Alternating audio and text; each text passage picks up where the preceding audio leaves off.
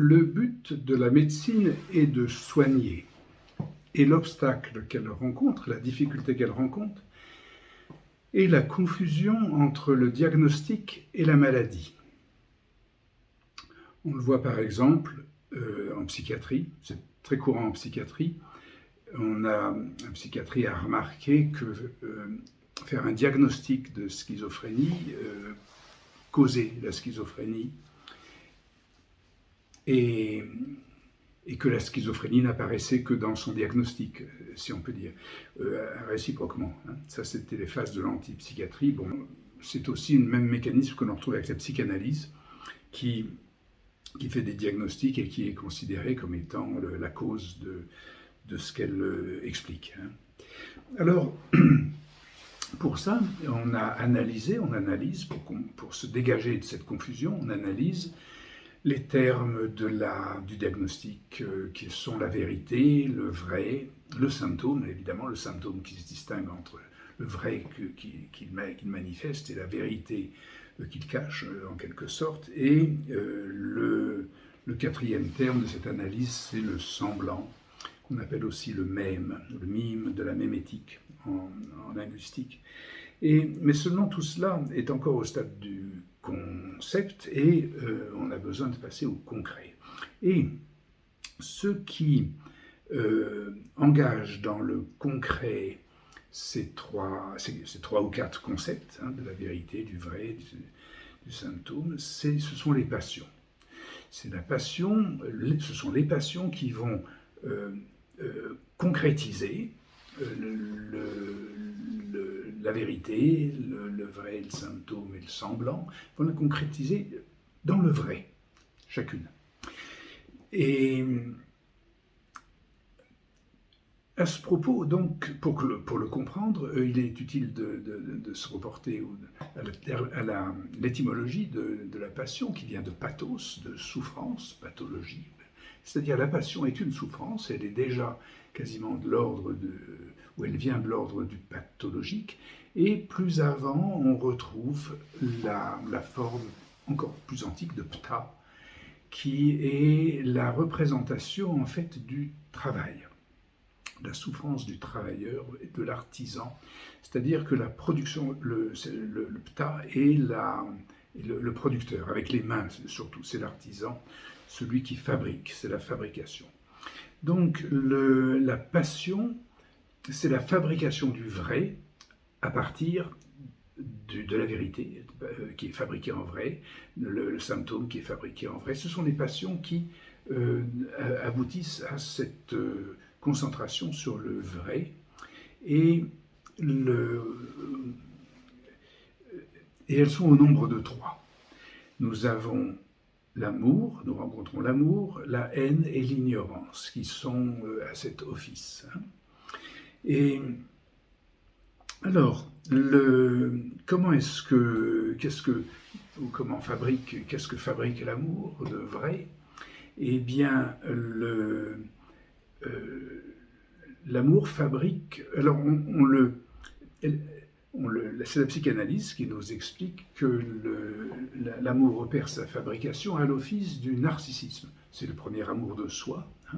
Et ce narcissisme évolue par la passion de l'amour dans l'annihilation de soi et au contraire dans la création de l'autre.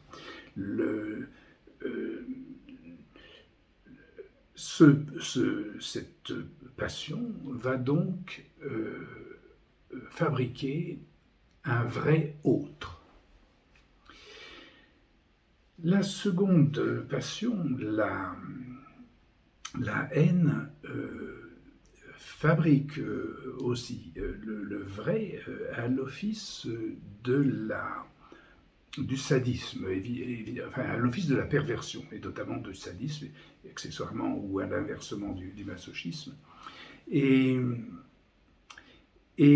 c'est aussi la psychanalyse qui montre bien que le sadisme effectivement crée, comme un artisan, comme l'artisanation, crée une objectivation, une statification du corps, un statut du corps qui devient un objet, qui devient le statut pétrifié quasiment dans la scène, dans la mise en scène de la perversion. Et on voit ainsi la passion de la haine créer le vrai corps.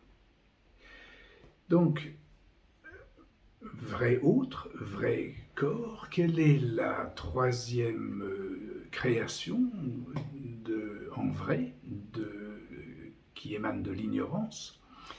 Elle se fait, cette fabrication se fait à l'office, comme il y avait à l'office du narcissisme et à l'office du sadisme ou de la perversion. Là, elle se fait à l'office de l'évolution. Et nous avons par exemple le Pascal Pic, un paléoanthropologue qui étudie l'évolution humaine et des sociétés et qui donne un indice amusant. C'est une plaisanterie, mais il ne parle pas, il ne fait pas des plaisanteries par hasard. Et il rapporte au temps moderne, à la deuxième industrialisation, ce que fabrique l'ignorance à partir d'un discours de Audiard au cinéma, qui dit que les cons osent tout, et c'est à cela qu'on les reconnaît. C'est-à-dire que Pascal Pic veut dire par là que la passion d'ignorance produit, et donc à l'office de l'évolution, produit les vrais cons. Alors, là, nous sommes sur ce troisième terme, l'autre est connu, le corps aussi. Ce troisième terme de la connerie est équivoque. Et évidemment, il émane de l'ignorance et il va être chargé d'un manque de savoir, c'est-à-dire qu'il va concerner principalement le savoir. Et dans son équivocité, il signifie, en tout cas en français certainement, là quelque chose de l'ordre de la sexualité. C'est-à-dire que cette troisième passion dont dépend l'évolution se trouve arrêtée dans l'énigme ou au seuil de la sexualité. Et il n'en prononce que le nom d'une manière où le sens est condensé, si on peut dire, dans l'ignorance et la sexualité. Ce qui veut dire que il désigne ce point où le point d'ignorance de la sexualité, c'est le début, ou c'est justement ce qui va précéder la sexualité, c'est-à-dire la phase anale, qui est celle du mouvement et de la place, particulièrement celle de l'espace-temps. On comprendra pourquoi si on le détaille.